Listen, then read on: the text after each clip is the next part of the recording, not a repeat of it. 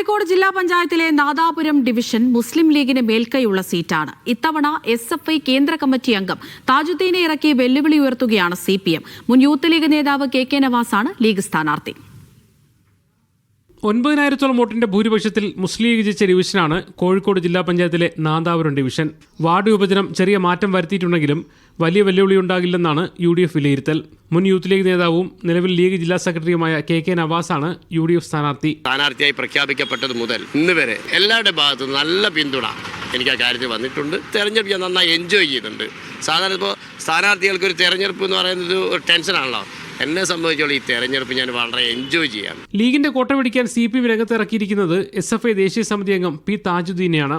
ഡിവിഷന്റെ നിറം ഇത്തവണ മാറുമെന്ന പ്രതീക്ഷയാണ് താജുദ്ദീനും LDF-നുമുള്ളത്. നാദാപുരം ഡിവിഷനിൽ പെടുന്ന ചില പഞ്ചായത്തുകൾ UDF-ന്റെ നേതൃത്വത്തിൽ ഭരിച്ചുകൊണ്ടിരിക്കുകയാണ്. അത് ഈ നാട്ടിലെ ജനങ്ങൾ അതിൻ്റെ ദുസ്സഹമായ സാഹചര്യം അനുഭവിച്ചുകൊണ്ടിരിക്കും. പറയത്തക്ക വികസന പ്രവർത്തനങ്ങളൊന്നും തന്നെ തനതായി ഈ പഞ്ചായത്തുകൾക്കൊന്നും ഏറ്റെടുക്കാൻ കഴിഞ്ഞിട്ടില്ല. UDF വിജയിച്ചു വന്ന പഞ്ചായത്തുകൾ ഇത്തവണ LDF-നോട് ചേർന്ന് നിൽക്കുന്ന കാഴ്ചയാണ് പലയിടത്തു നിന്നും നമുക്ക് ആശ്വാസകരമായി കാണാൻ വേണ്ടി കഴിയുന്നത്. നാദാപുരം, വാണിവേൽ തുടങ്ങി ലീഗ് ശക്തി കേന്ദ്രങ്ങൾ ഉൾക്കൊള്ളുന്ന ഡിവിഷനിൽ CPM-ന്റെ യുവനേതാവിന് എത്ര വെല്ലുവിളി ഉയർത്താനാകുമെന്നതാണ് ഏവരും ഉറ്റുനോക്കുന്നത്. മീഡിയ 1 കോഴിക്കോട്.